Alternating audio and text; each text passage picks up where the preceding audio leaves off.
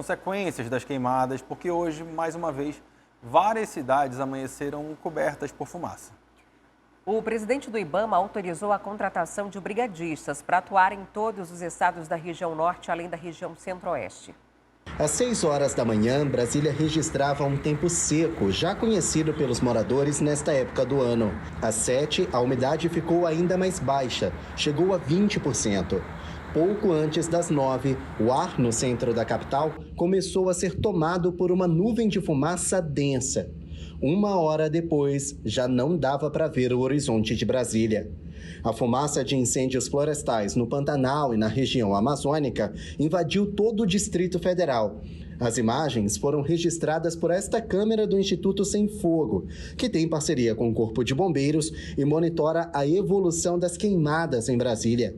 Tem um painel que é acessível a partir da própria rede óptica, né? Eles têm acesso a partir de uma senha, um login, uma senha. E aí eles veem todos os eventos em cada uma das câmeras, né? Cada um dos eventos, então aparece em vermelho quando o evento é muito característico de fogo. E aí o Corpo dos Bombeiros, eles clicando nesse evento, eles podem ter acesso em tempo real àquela câmera e aproximar a câmera do local e examinar a situação melhor. E o nosso sistema ele estava disparando muitos alarmes porque, de fato, ele estava se confrontando com um padrão que ele nunca tinha visto antes. As imagens foram registradas no domingo. De acordo com o Instituto Brasília Ambiental, nesta terça a fumaça iria se dissipar. Mas a nossa equipe fez estes registros por volta das 3 da tarde e ainda havia muita fumaça pela cidade. De acordo com o site que mede a qualidade do ar, Brasília foi classificada com a cor laranja, que significa não saudável. Nós temos a previsão para esse ano de uma seca mais intensa, né? Várias partes do Brasil estão experimentando esse período mais seco, com menos umidade relativa, que já dificulta, né, o processo da respiração, né, incomoda para as vias respiratórias. E quando isso se agrega à poluição atmosférica, isso causa um impacto à saúde ainda maior.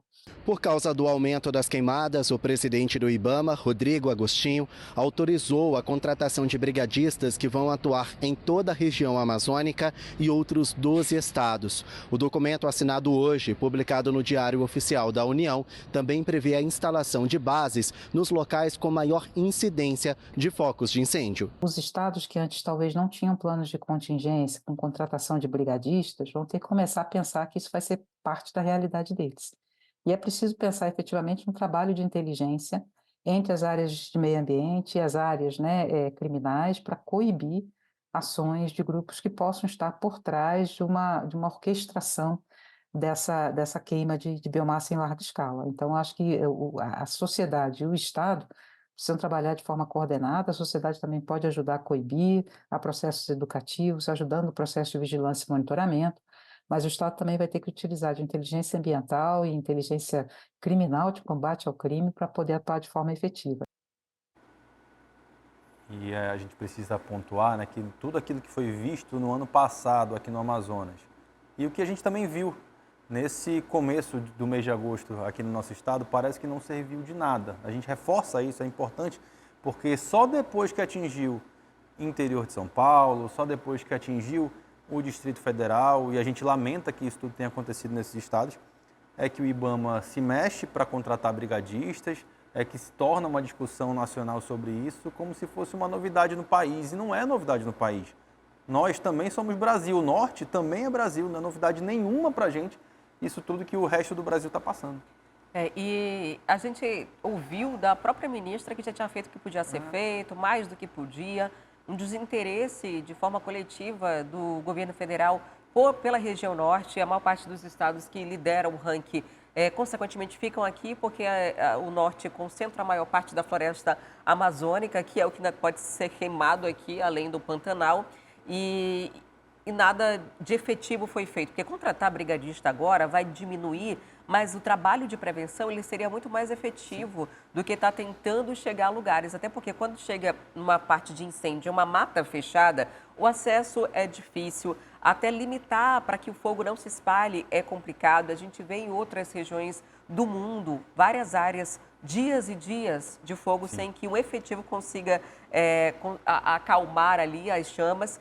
e isso já está acontecendo, né? Então, até resolver as questões burocráticas para que esses brigadistas estejam de fato combatendo os incêndios na região norte e centro-oeste, a gente ainda vai penar um pouco mais. Parece até ironia, mas é como se a gente fosse só enxugar gelo.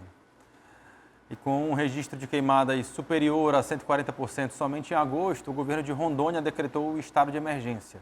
A capital, Porto Velho, está há dias tomadas pelas fumaças. E o governo de Rondônia, na data de ontem, decretou o estado de emergência em virtude dos incêndios florestais. Decreto 29417 de 2024.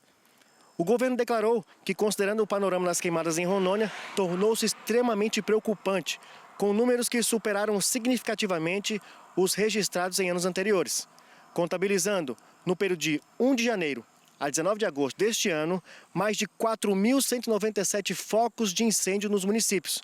Foram 690 áreas de conservação estadual, totalizando o total de 4.887 focos, tornando-se o dobro do registrado em 2023.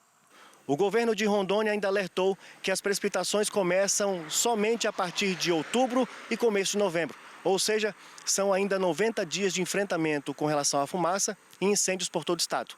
Foi convocada uma equipe multidisciplinar para alertar a população dos males causados pela fumaça, orientando a todos a consumirem muita água e procurarem serviços médicos caso haja agravamento da situação de saúde. Porto Velho, Rondônia e Amazônia pedem socorro. Olha, Rondônia decretou a situação de emergência, mas não é o único estado que decretou, né? São Paulo já tinha decretado nas últimas semanas, na verdade há 2 dias, e hoje, agora à tarde também, o governo do Pará também decretou